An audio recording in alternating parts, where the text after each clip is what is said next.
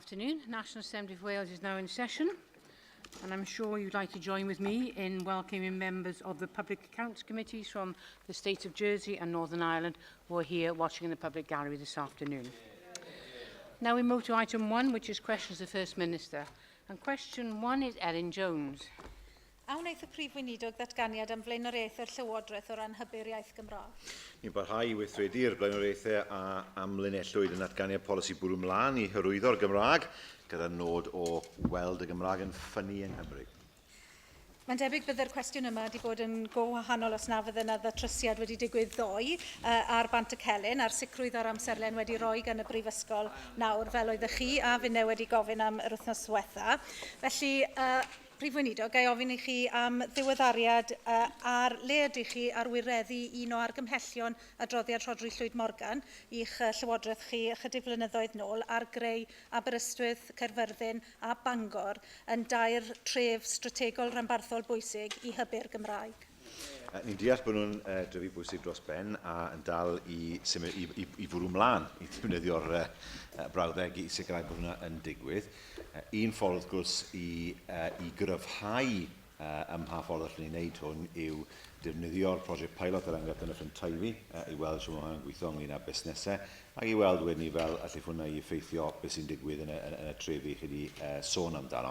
Ond newyddion dar dros ben yn ni a Bant y Celyn ysgrifennes i'r Brifysgol i ddweud fath mor bwysig oedd i gael neuadd breswyl lle oedd y Gymraeg yn brif gyfrwng neuadd hynny ac yn fach i weld beth sydd wedi digwydd ynglyn â dyfodol yr iaith Gymraeg o difewn Bant y Celyn. Mike Hedges. Mae difodol ein iaith yn noelo ein plant. Beth mae Llywodraeth yn wneud i cefnogi grwpiau fel TAV a Mydiad Maethrin? Gael o'n gyfarch yr aelod am ei Gymraeg, trwy gyntaf fi wedi gofyn cwestiwn Cymraeg a Cymraeg da dros ben.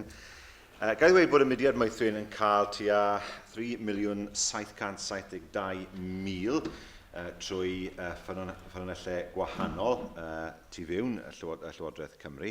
Hwna'n gynnwys dros miliwn o bunnoedd trwy grant mewn cael trwy'r uned Cymraeg mewn addysg a hefyd yr arian sydd ar gael trwy ffynonellau eraill mewn addysg. Ni'n gwybod wrth gwrs, ni'n y cylchoedd TAV a hefyd y Mudiadau Maethrin a'r cyfle sydd yna i rieni i gael addysg Gymraeg iddi plant. Mae'n bwysig dros ben.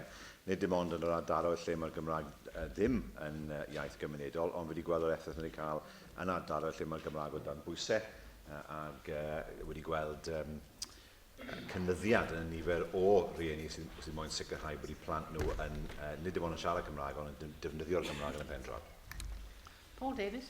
Llywydd Prif Weinidog, dwi'n siŵr taw un o blaenoriaethau Llywodraeth chi fydd sicrhau bod yr iaith Gymraeg yn cael ei defnyddio'n amlach yn ein cymunedau ni, yn ein siopau ni ar y stryd fawr ac mewn canolfannau manwerthu. Nawr, yn y gorffennol, mae cwmnïau fel John Lewis wedi comisiynu dosbarthiadau Cymraeg i annog staff i ddefnyddio peth Cymraeg gyda chwsmeriad. Yn sgil hyn, gallwch chi ddweud wrthon ni'r hyn yma Llywodraeth Cymru yn ei wneud i arwyddo'r arfer hwn ac i annog busnesau eraill ledled Cymru i ariannu gyrsiau Cymraeg? Bwysig dros ben bod siaradwyr Cymraeg yn gallu nabod i gilydd.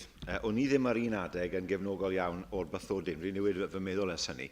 Achos mae'n bwysig dros ben mewn rai rannau o Gymru bod ffordd i ddefnyddio'r Gymraeg yn cael ei roi i unigolyn. Un ffordd i wneud hynny yw sicrhau bod nhw'n gallu gwybod pwy arall sydd yn siarad Cymraeg. So mae gyda ni, wrth gwrs, mae'r bathodyn arferol bobl yn gyfarwydd a hefyd y bathodyn Cymraeg sydd gyda ni fel Llywodraeth.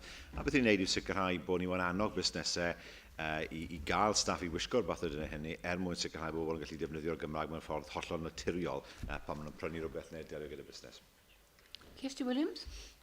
First Minister, plans by Powys County Council to close the Welsh language unit at Brecon High School have left many in the community very concerned about the impact that will have on Welsh in the Brecon area, already parents are deciding to move their children out of Welsh medium education because of a lack of continuum. Whilst the Council have carried out a community impact assessment, it's not clear that they've carried out any detailed research into the effect of this change on the numbers choosing Welsh medium education into the future. What would your expectations be of a county council to carry out such an impact? And would you agree with me that any changes to Welsh medium education provision should increase the number of children who are studying through the medium of Welsh and not decrease the numbers? Yes, well, each local authority, of course, is required to submit its Welsh in education plans to show how it proposes to increase the use of Welsh and the delivery of Welsh as a medium of education in their particular counties.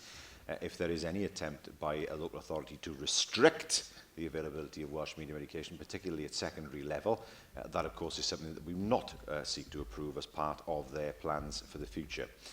We know that, for example, in Ysgol Abanau, it's a well-established primary school in the Brecon area.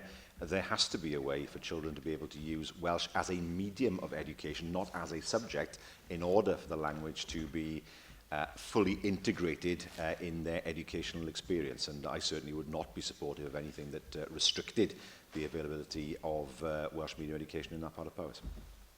Question 2, John Griffiths. Will the First Minister make a statement on Welsh Government policy to build regional economies in Wales? Well, we're working to support jobs and growth in every part of Wales, taking wide-ranging actions to help individuals, communities and businesses. And they include, of course, support for our enterprise zones, the city regions and local growth zones.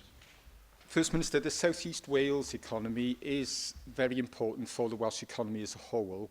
And obviously we need to develop that economy further, and I'm sure we will. Will you agree with me that the Cardiff Capital Region City bid has great potential in terms of building the South East Wales economy? And could you explain what part Welsh Government will play alongside UK Government and the local authorities to make sure that delivers maximum benefits for South East Wales? I thank the member for the question. I think you may be referring to the city deal. I mean, in principle, we support the idea. We're short of detail at the moment. We don't know what contribution will be made by UK Government. We don't know what contribution will be expected by Welsh Government, nor indeed from local authorities. So while we remain supportive of the principle, we have yet to see how that would work in detail, but remain open, of course, to discussion. In any economy, infrastructure is important, and that's why, of course, we're moving forward with the Metro, and there will be a statement soon by the Minister explaining what is now being done to move that project forward. Altaf Hussain. First Minister, last week your local government minister unveiled your government's plan to reorganise councils in Wales.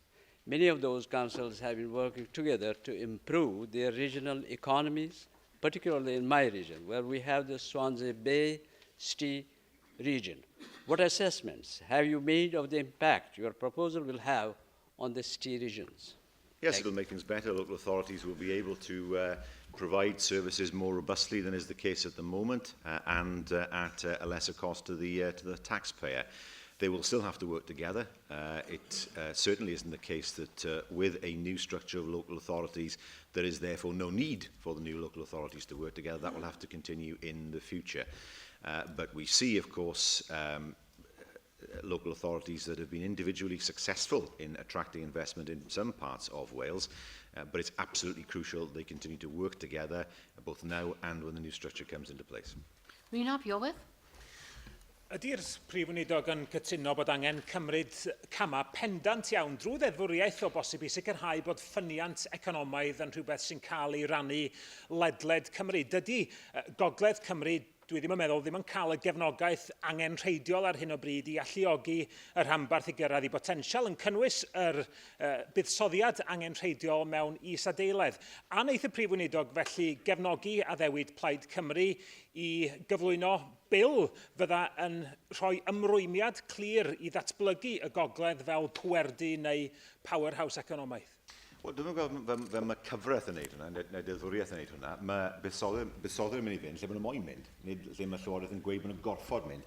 Mi'n wir i weid, wrth gwrs, bod Llywodraeth gallu dod i mewn i le pethau i dynnu neu demtio buddsodwyr mewn i rannu o Gymru. Mae hwnna wedi digwydd ar Ynys Môn, yn enghraifft, ynglyn â Wylfa Newydd, ynglyn â beth sy'n digwydd ynglyn â Ynni Môr, ynglyn â beth sy'n digwydd ynglyn â Gwynt y Môr, fferm Gwynt yr ail fwyaf yn y byd, ynglyn â Lannau Dyfrdwy er enghraifft, lle mae llawer iawn o fuddsodwyr wedi mynd mewn i Lannau Dyfrdwy, yn enwedig yn ddiweddar Westbridge, Celfi Westbridge, neu Dodrem, byddwn ni'n gweud, yn y gogledd, a wedi mynd i Gymru o achos y gwaith maen nhw wedi gwneud yn gweithio gyda Llywodraeth Cymru.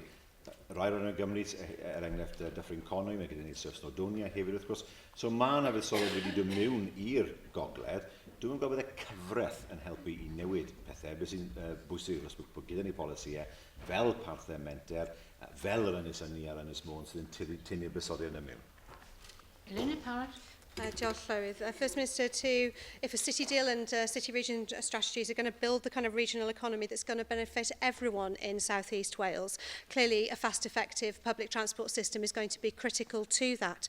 But it can still take 2 hours to get from public transport from one valley to another, and even an hour to get from the northern suburbs of Cardiff to the city centre, which is clearly a barrier for people who want to reach employment. When the metro proposals are brought forward later in this term, what kind of improvements to travel times do you expect them to be able to achieve? There are several objectives for the Metro. Improvements in travel times, of course, is one objective. Greater comfort in terms of rolling stock for passengers is another. And, of course, in time, the extension of the existing network. Part of the Metro will need to consider bus routes cross valley, because we know that the railway lines in the main run north-south. Those that ran cross valley have long gone. They were taken away in the 1960s. But it's correct to say that we also need to look carefully at cross valley transport and not simply at moving people north to south within the valleys themselves. And that's part of the thinking around the Metro. We now move to questions to the party leaders. And first this afternoon, we have the Leader of the Opposition, Andrew Archie-Davies. Thank you, Presiding Officer. First Minister, the RIFU Fund was set up by the Welsh Government, obviously, to create a regeneration fund for town centre regeneration. It was important that the monies were maximised by the sale of government-owned land, in particular valuable government-owned land, and the greater amount that was achieved by that sale, obviously there had been a greater impact for regeneration. Do you believe that the land sales that the Welsh Government undertook some years ago now did reflect good value for money for the Welsh taxpayer? The answer is that we had concerns about some of the transactions that were taking place. That's why the decision was taken to pause some of those transactions so that an investigation could take place, and that was done. You will be aware, First Minister, that obviously the Auditor General has been undertaking a very detailed and comprehensive report into this matter, and there have been many interested parties with deep concerns over the way this sale was undertaken, and in particular the return to the taxpayer, some £21 million back to the taxpayer. That report is nearly 12 months overdue now. It was due last year. Can you confirm what action, if any, the Welsh Government have had, or interactions, so to say, with the Audit Office in making their observations known that could have led to a delay in this report coming forward? No, it's a matter for the Auditor General to produce that report. It's not for government to interfere with that report in any way, and nor would we do that.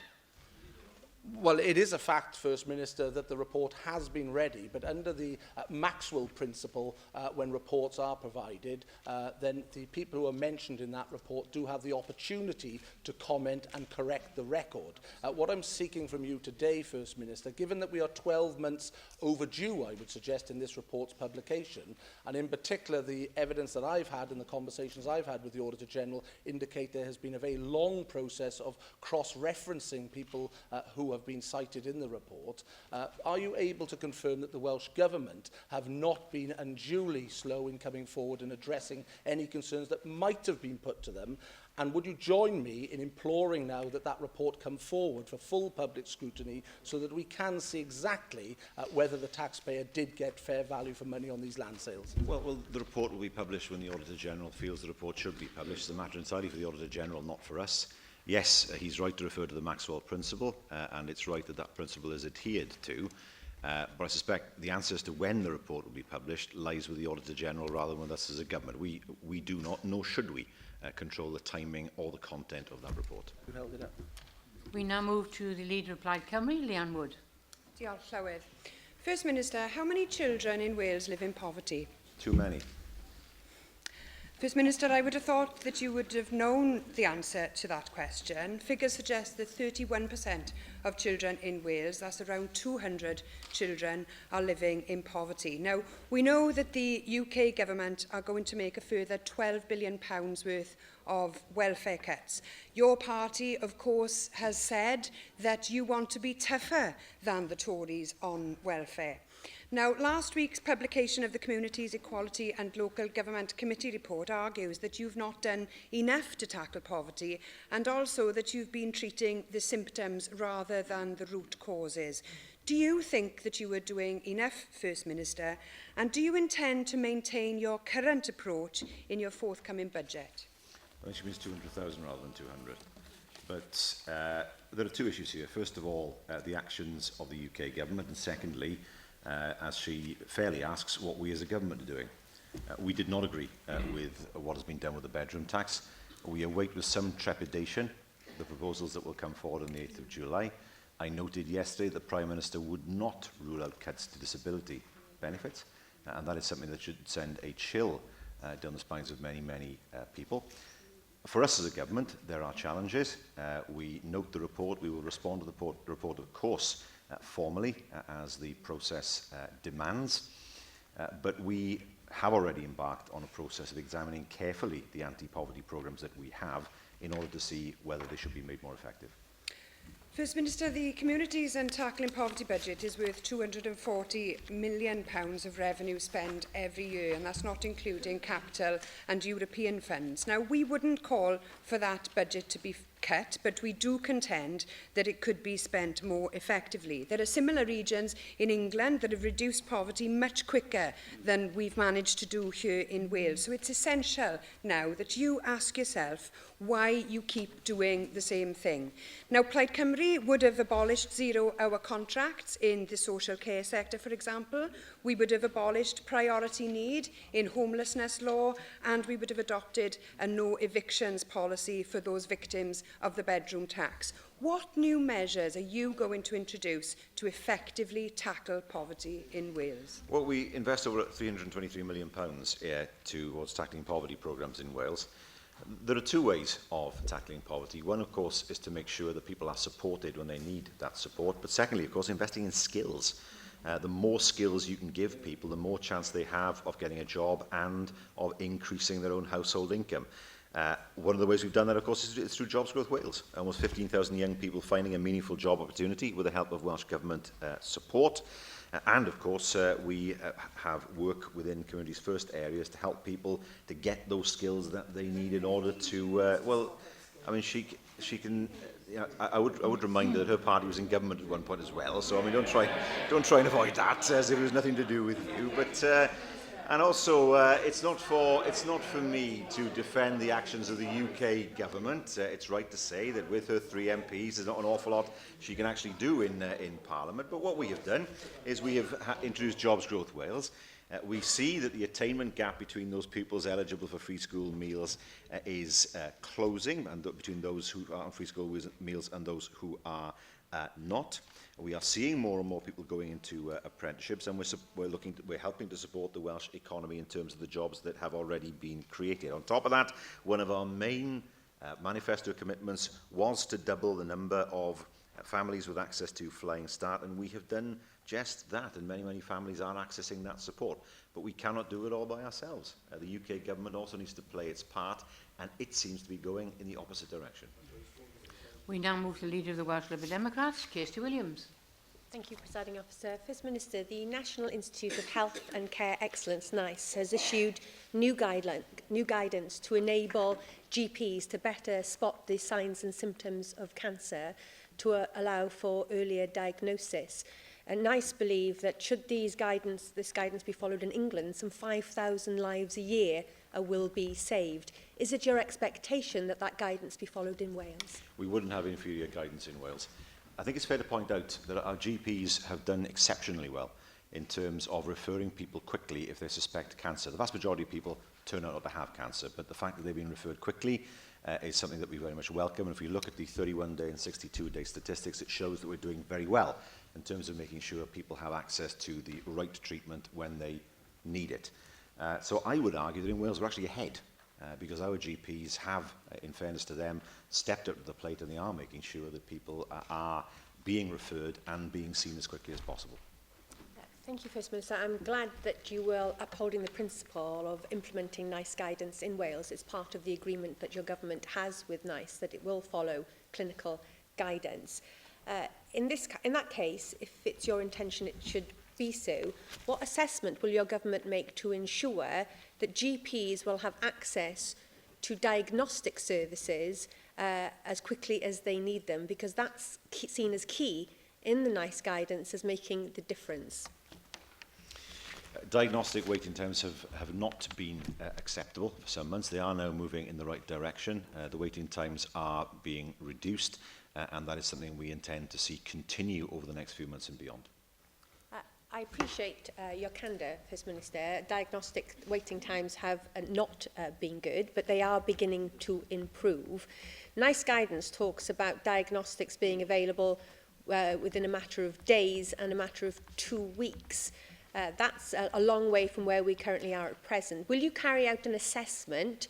Will you carry out an assessment as to what steps your government will need to take to comply with NICE guidance with regards to access to diagnostics? I hear what you say about treatment, but that's after a diagnosis. If we're to save lives, we need to get access to diagnostics quickly. Will you carry out an assessment to ensure that your government will be able to comply with the new NICE guidance?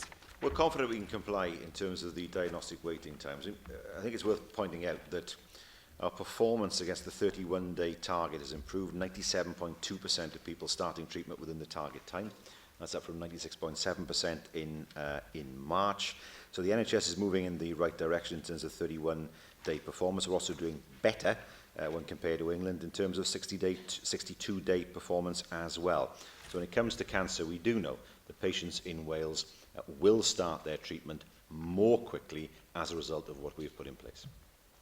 We now move back to questions on the paper, and question 3 is Sandy Movies. Thank you, Presiding Officer. First Minister, will you make a statement on EU investment in Flintshire? Well, since 2007, EU-funded projects have created 1,200 jobs and over 400 businesses in Flintshire. They've also supported 900 people into work and 2,900 people to gain qualifications, demonstrating the value to Wales and indeed to Flintshire of UK membership of the EU. Thank you very much indeed. I think those statistics that you just quoted do show exactly what the position is. But all this could be jeopardised if Eurosceptics in the Conservative Party, aided by their friends in the right-wing London press, jeopardise this and have their way. Therefore, First Minister, would you agree with me it's essential that here in Wales we get our message out loud and clear that Wales without Europe would be a poorer place? Absolutely. I mean, if you look at Flintshire, it has done very well indeed through EU membership, access to the single market, large employers such as Airbus, and of course the access to training that I've already mentioned. I do not believe that the question of the UK's membership of the EU should be guided by a particularly blinkered form of nationalism that we see coming out of some parts and some parties in London. It should be determined according to what is best for Wales. It is in Wales's interest to remain a member of the two unions that we are a member of. And as David Melding has eloquently pointed out in years gone by, you cannot argue to leave one and yet still stay in the other. And that applies whether it's the EU or the UK. And I think his words on that matter are very wise. Janet Howard? Thank you, Deputy Presiding Officer. No, I'm the presiding officer today. Oh, sorry. Sorry about that, yes. I didn't mean to demote you. First Minister, the Environment Wales project has been awarding European grants throughout Wales to environment projects since 1992.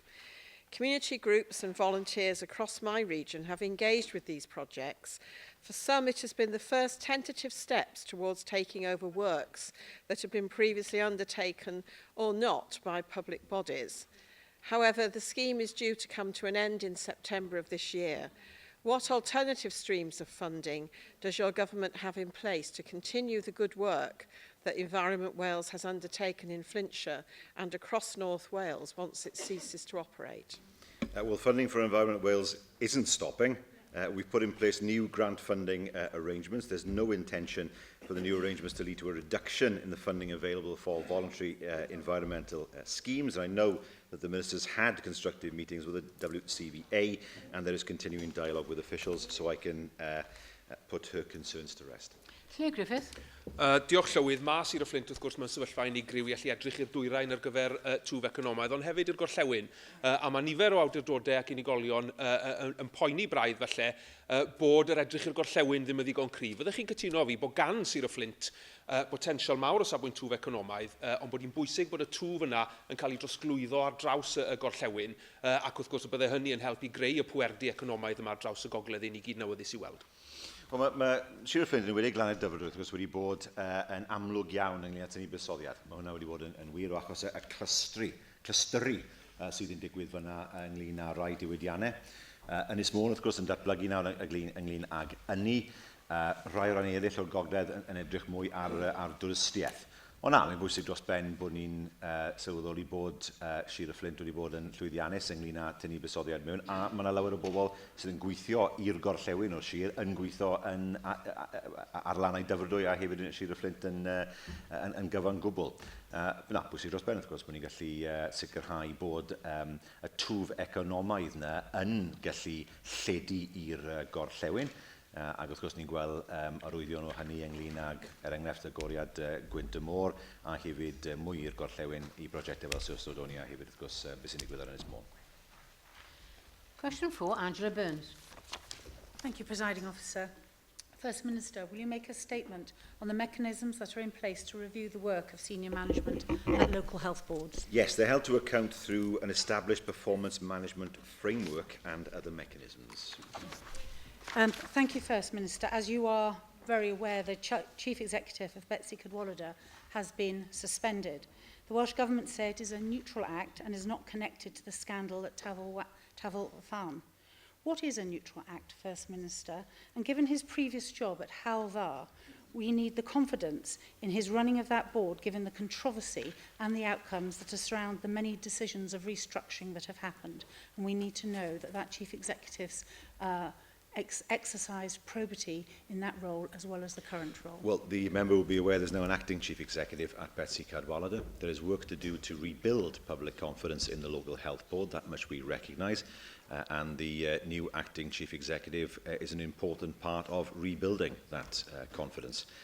We cannot pretend that the board finds itself in a position of strength in terms of its past actions, but we believe it will be in a position of strength in the future, given the changes that have occurred, and also the fact that ministers hold the board to very close account.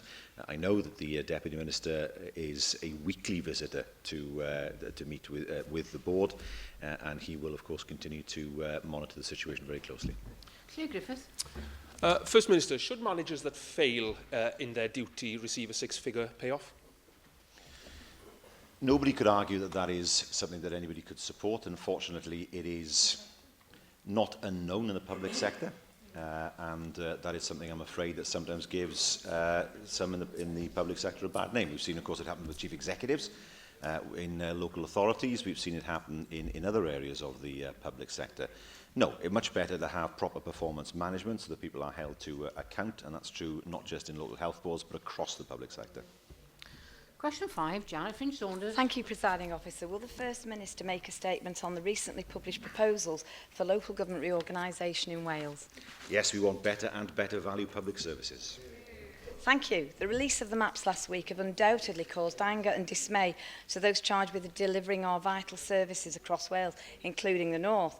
With experienced leaders and senior politicians doubting your government's own credibility as to whether you understand local government at all. Wrexham, Welsh ministers have been foolish and rushed, taking people for granted. Ynys Môn, covering populations of around 300,000, would make local democracy remote. Flintshire, mergers alone are not radical enough to cope with the financial pressures, adding that Welsh Labour needs change at the top. I wouldn't disagree. Are you coming to the question? Do you not recognise these concerns? And how are you going to restore some confidence and credibility back into any local government reorganisation in Wales?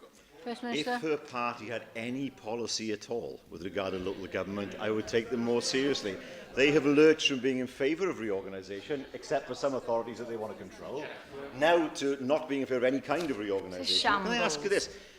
Education authorities, there are 4 of them still in special measures, including Monmouthshire, the only council they actually run, incidentally, in special measures. We've seen social services departments struggle, because once they lose 1 or 2 people on the sick, they then begin to struggle. In the last week, I've had businesses, one of which is familiar to him, but I'm not going to mention it, saying to me, the problem we have in Wales is we don't get pre-app advice from planning departments. They're overrun with other applications. They can't give us the kind of advice that we want, but we can get it in England. Well, I'm not prepared for the situation to be better in England. I want the situation to be better in Wales. That's why I want to see local authorities that are properly structured, not strung together on the back of a fag packet by John Redwood, properly structured, and with powers. This is an exciting opportunity for local government to gain the powers that it needs, to shape the communities that local government serves, and to empower local councillors. No wonder the Tories are against it. Mick Antonev. First Minister, Anarian Bevan said that the purpose to winning power is to be able to give it away. Do you agree with me that the reorganisation map gives us a once-in-a-lifetime opportunity now to really continue the devolution process and to look at how we actually devolve further power down from the Assembly to give greater empowerment to the new format of councils and regional authorities? Absolutely right. I mean, the Tories want the Northern Powerhouse, do you hear that? But they don't want anything in Wales similar. So there's a certain element of double standards there, which we all expect. The leader of the opposition is going higher and higher in his voice to become a soprano. Now, as far as the point that he makes, he's right. I've spent much of my time arguing for the devolution of power to the people of Wales from London. I cannot then argue that there shouldn't be equal consideration of devolution to local authorities. I want to see local authorities that are robust, that are strong, that have the powers that they need in the future to shape the communities that they serve. The natural tendency of the Conservatives is to remove power from local government, which is what Thatcher did in the 80s. If you don't control it, abolish it. We saw that with the GLC. It's about time the opposition came up with ideas of its own in terms of improving local government in Wales and act as a responsible opposition rather than simply coming in here and creating a shouting match.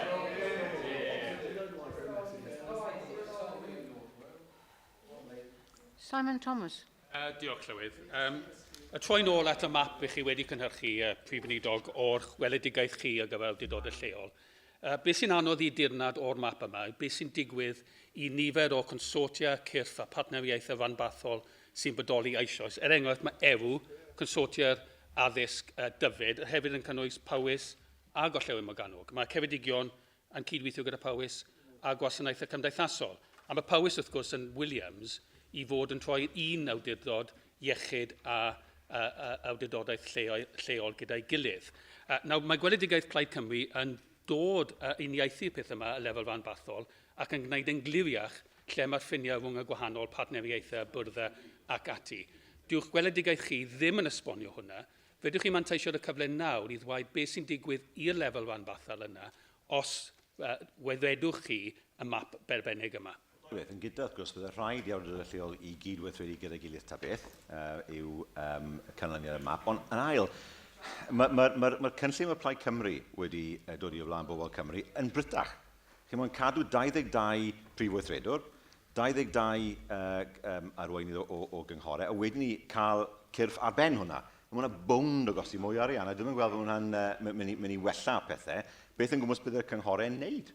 Os mae addysg a gwasanaeth cymdeithasol a chynllunio'n cael ei wneud ar lefel rhanbarthol, beth sydd y rôl mwy na lai? Na, dyn ni ddim yn yr un sefyllfa. Yn fy marn ni, fi'n croesawu'r ffaith bod o lia mae yna syniad wedi dod o Plaid Cymru. Mae hwnna'n well am beth sydd wedi digwydd o'r plaidau eraill, ond dwi ddim yn gallu gweld ym mha ffordd bydd hwnna'n gwella pethau, na hefyd yn sicrhau bod mwy o werth, achos y gil llai wedi rhywbeth sy'n llawer yn brytach, a hefyd rhywbeth sydd yn creu mwy o gwangos ar y lefel rhanbarthau a cadw cynghorau lleol. Dwi'n gweld bod hwnna'n mynd i ddigwydd a safio ar yr un pryd a chreu gwasanaethau sy'n well. Question 6, Lindsay Whittle. Diolch, Llywydd. First Minister, what economic benefits did the recent Velathon bring to South Wales? It was a successful event, enjoyed by thousands of visitors to Wales and local participants. It has raised a significant amount for charity, but it is right to say that the organisers need to be far better at organising the event.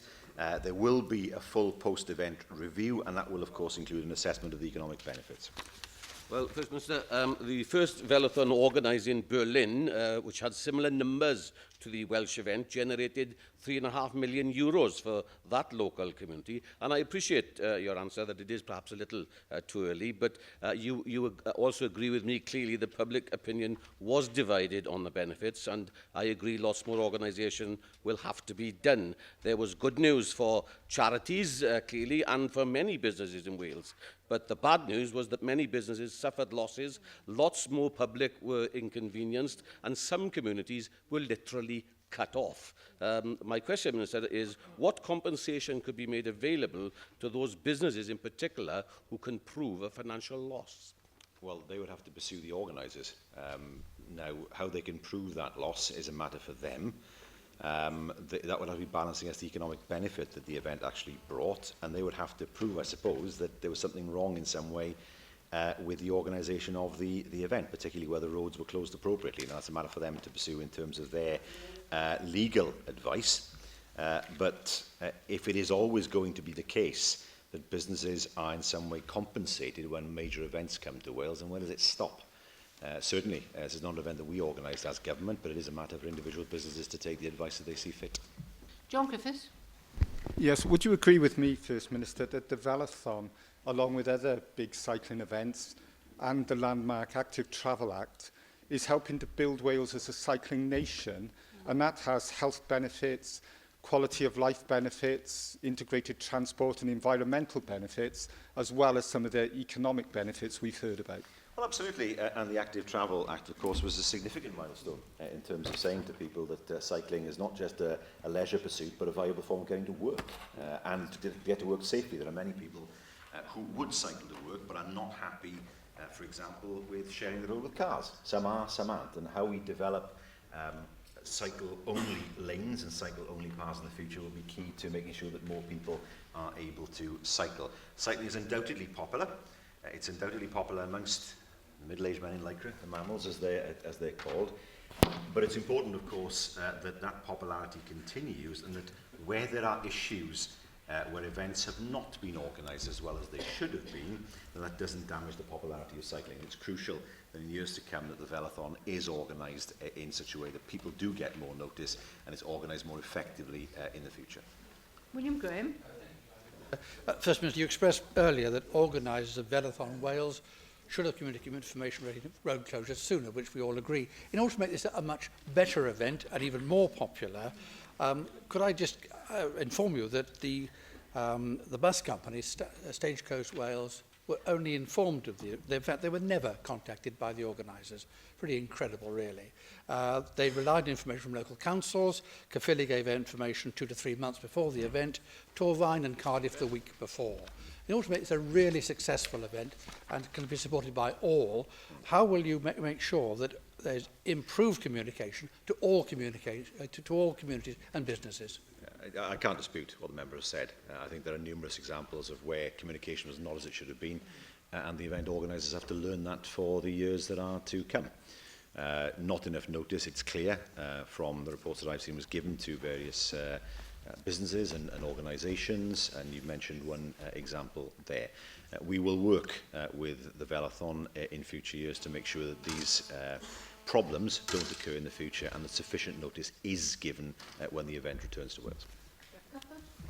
Diolch, Llywydd. Can I say I broadly welcome the Velathon, and I'm pleased that it passed through my constituency, and certainly it brought the benefits of active travel to many people, and it was an opportunity to showcase Caerphilly to a much wider audience. Nevertheless, like other members, I was contacted by a number of constituents recently unhappy with the extensive road closure. So, First Minister, do you agree with me that if the Velathon is to pass through Caerphilly next year, there needs to be much better and earlier communication between the organisers and local residents and businesses, perhaps beginning as early as the beginning of 2006? and perhaps they should explore issues such as rolling rather than blanket road closures. Absolutely right. It's never the case that it's too early to start consultation and too early to start working with businesses who are affected by an event such as this, and it's absolutely crucial the lessons, harsh lessons that have been taught this time around are taken forward next year, and that the problems that have occurred this year are not repeated. Rhys Iorwerth. Diolch, Llywydd. I declare an interest as a keen cyclist myself. I think we can all agree that we that we support, the development of events such as the Velathon in Wales. But is the First Minister aware that the existence of the Velathon run by a French company did have a detrimental effect on a huge sporting event in Wales, which is a Tap Eryri, whose numbers were dramatically reduced because of the Velathon taking place at the same weekend? And does on the weekend before? And does the First Minister accept that there are Welsh companies that can organise events such as the Velathon equally as good as large multinational companies? I think that much is true. I would always say that Welsh companies are the equal of any when it comes to organising events such as this. And as I say, there are lessons to be learned. We do try to ensure that there is sufficient distance between events, but sometimes that's not possible. And I welcome the member's declaration that he's a keen cyclist, though I don't look forward to the day when he turns up in this chamber in Lycra. No. Question 7, Keith Davis. Diolch Llywydd. Prif Weinidog, pa drafodaethau mae Llywodraeth Cymru wedi cael gyda Llywodraeth y Deyrnas Unedig ar y gwasanaeth heddlu awyr cenedlaethol? Wel, dwi'n ddim yn rhywbeth wrth wedi datganoli, wel eto, a dyn ni ddim wedi cael trafodaeth gyda Llywodraeth y Deyrnas Unedig ar hwn, ond mi'n wir i weid bod yna bryder gyda ni ynglyn â fel bydd y gwasanaeth yn parhau yn y dyfodol. Diolch. Mae'r cynlluniau presennol yn cynnwys un safle yn y gogledd yn y Warden, ble fydd o Frenydd, ac un yn y de yng Nghaerdydd. Ond os fydd unrhyw argyfwng yn Lerpwl neu Manceinion, a'r un peth yn y de, mewn Bryste neu Caerfaddon, bydden ni'n colli'r ddau o Frenydd na. Nawr, wythnos diwetha, bes i Penbre i weld y ganolfan yn Penbre, le mae y Comisiynydd yr Heddlu wedi gwario 2 blynedd yn ôl £1.5 miliwn i adeiladu safle bendigedig. Nawr, mae bobl yn gweithio gyda'r system cenedlaethol, bydd rhaid heddlu Dyfed Powys dal i 800,000 y flwyddyn, a dim o Frenydd na. Ond, os fydde'r Comisiynydd yr Heddlu yn balon talu 300,000 yn ychwanegol, fe gallwn ni gadw'r o Frenydd ym Mebre, a bydde Gweddill Cymru yn elwa o'r peth. Ych chi'n cytuno ar y fi? Wel, hwnna'n rhan i'r Comisiynydd, wrth gwrs, ond unrhyw gwasanaeth yw'r gwasanaeth heddlu awyr cenedlaethol, dwi ddim yn genedlaethol o gwbl. Lloegr a Chymru yw a efo man ni, ni'n siarad yn 2 genedl nag un, ond mae'n eitha typical o ffordd mae'n delio pethau fan hyn yn Llundain. Bydde hwn ddim yn ei ddigwydd, wrth gwrs, sef pethau wedi cael ei ddatganoli, yn unwaith to. Dyw Cymru ddim yn cael ei trin yn y ffordd iawn, a cael ei trin fel rhyw fath o ran o Loegr. A hwnna'n eitha typical o ffordd mae'r Llywodraeth presennol yn delio gyda Cymru. Ond mi'n wir i weid, mae'n opsiwn i'r Comisiynydd, mae hwnna'n wir i sicrhau bod y gwasanaeth yn parhau, a mae'n bwysig wrth gwrs bod y Comisiynydd yn ystyried hwnna. Ond unwaith to, ni'n gweld Cymru'n colli mas achos y ffaith bod yr heddlu ddim wedi cael ei ddatganoli. Mark Isherwood. Well, thank you. Well, in stating that it will close the base in Rutland, the National Police Air Service says that cover will come from other bases, including Harden. But the North Wales Police told me that there's been poor engagement with forces, police and crime commissioners and regions, and that for high priority calls, the average response time in North Wales will increase from 13 to 18 minutes. Notwithstanding your comments about this not being directly a Welsh Government responsibility, how can or will the Welsh Government engage with the regional workshops the National Police Air Service says it will now carry out, quote, to engage forces and commissioners to better understand how the modelling has been arrived at and to assure forces it is accurate? Look, this is your party's decision, not mine. Right. We will work, of course, with the police and crime commissioners, of course we will, and the police services, but it's your decision at the end of the day. And if the people of Wales were able to have the level of control over policing that Scotland, Northern Ireland and England gets, this wouldn't have happened. So your party refuses to give those powers to the people of Wales, something that we support. We have a decision now where Wales has effectively been cut out of the picture, and your party does bear responsibility. Please don't try and make out that somehow it's the fault of the Welsh Government. Roger Glyn Thomas.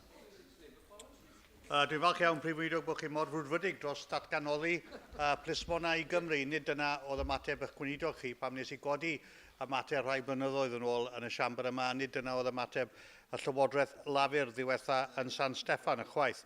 Ond a fyddwch chi'n cytuno gyda fi, am bod ni'n gweld yn y fan hyn, yn sicr yng nghyd-destun heddlu Dyfed Powys, y cangymeriad sylfaenol a wnaeth y Llywodraeth Glymblaid yn San Steffan yn cyflwyno Comisiynwyr Heddlu, lle mae Comisiynydd yn fwy ffyddlon i bolisi, i blaid i hynna na anghenion dinasyddion Dyfed Powys. Wel, dau beth, ni ddim o blaid cael Comisiynydd Heddlu, a dwi'n cael ddim chwaith. Fe wylwn ni hwnna ynglyn â faint troedd mas i bleidleisio. Ynglyn â datganoli plismona, gai atgoffa'r aelod wrth gwrs bod hwn wedi bod yn rhan o manifesto o Blaid Lafur mis diwetha i ddatganoli felly plismona i Gymru. So pethau wedi newid, yna wir i weid, felly oedd pethau ar un adeg, ond mae pethau wedi newid ers hynny. Ond y cwestiwn sylfaenol yw hwn. Os mae yna alwad ar yr hofrennydd, pwy sy'n cael blaenoriaeth? Lloegr yn Cymru. Ar hyn o bryd, does dim ateb i'r cwestiwn hynny dongos unwaith eto. Pa mor bwysig mae fe sicrhau bod y gwasanaeth heddlu Cymru yn cael ei redeg o Gymru a nid o Lundain? Question 8, David Rees. Will the First Minister provide an update on support for early years provision in Wales? Yes, we know that early years are a critical time of children's lives. We know that those times are crucially important for long-term development, and that's why we provide free quality childcare for 2 to 3-year-olds through Flying Start and free quality foundation phase early education for 3 and 4-year-olds. Well, thank you for that answer, First Minister, and I agree the Flying Start programme has supported many young children and families within some of our most deprived areas here in Wales. Now, as a result, we have seen children benefit and develop, thus increasing their life opportunities. However, you may know that Action for Children has decided to terminate their contract to deliver early years development in 2 such communities in the Upper Avon Valley, citing financial difficulties for doing so, and the local authority is seeking alternative provision. Do you agree with me that any alternative provision should be located within the communities the service is intended to support, and families should not be required to actually catch 2 buses to an alternative site? And if so, will you ensure that Welsh Government view is made clear to local authorities? Well, I can make it absolutely clear that where there is a need to change the provider of childcare, it cannot be in anyone's interest that childcare is provided further away. The whole point of the provision of childcare as part of Flying Start is to make it as accessible as possible. And if people have to, people face an expensive and laborious journey on public transport, they will not use those childcare facilities. So yes, I think it's important to state we would want to see childcare provision in the communities that that they are meant to serve. I can say that there's no intention to end childcare provision in Croesero and Glencorrwg. There are options, I understand, that the Council is looking at the moment, but it will clearly be absolutely essential that the childcare provision continues in those communities in the future. Darren Miller. Thank you, Presiding Officer. First Minister, the early years, of course, are a crucial part of a child's development, and schools have a significant role to play in that development. In my own constituency, in Llanbedr, Dyffryn Clwyd, there is a school which is delivering excellent standards of education, but unfortunately, Denbighshire County Council are seeking to close that school. They've now embarked upon a second consultation. The first consultation resulted in a referral to the Minister. The Minister intervened in order to secure the future of that school, but the local authority, within days of that announcement, announced that it would seek a second consultation to close. What consideration do you think that local authorities and others should have in respect of the psychological and emotional impact of second consultations on school closure for the children in those schools, given the potential impact on their development? Yeah, I'm familiar with the situation that the member outlines. Well, it's clearly important that local authorities are able to take communities with them. If they consult on proposals that are no different from the original proposals, and I don't know what the new proposals look like, I need to state that, then clearly it will be more difficult for them to explain why they have done that. Now, I've not seen the second consultation document. What is clear, though, that there needs to be a solution that is the satisfaction of the local community. Peter Black. Thank you, Presiding Officer. First Minister, can I endorse David Rees's plea that the Flying Start provision in Croesero and Glencorrog remains in that community? However, there are concerns about the way that Neath Talbot Council are handling the commissioning of this particular service. Action for Children have will effectively be terminating that service in less than a month's time. And nobody knows, the parents or the staff know what is going to replace it or when it is going to be replaced. Action for Children face redundancy payments of about £30,000, and yet the council do not seem to be coming forward with alternative provision which parents can rely on and which those staff may well be transferred to. Could I ask you, as a matter of urgency, to work with the relevant minister to ensure that the commissioning arrangements in the Talbot Council for this particular service is fit for purpose, and that both parents and staff receive some certainty before that service finishes at the end of the school term? I think the service finishes officially at the end of August, but yeah, at the end of the school term as far as the children are concerned. Absolutely essential that the service continues in the community, and absolutely essential that there is as little delay as possible in procuring a new service. I'm sure the Council are aware of the challenges that are faced, and I would obviously urge the Council to put new provision in place as quickly as possible. I understand they have committed to updating parents as quickly as possible, and they are moving forward with alternative arrangements, but clearly the last thing anybody wants to see is a gap between service provision arrangements or indeed a significant geographical move for that provision as well. Thank you, First Minister.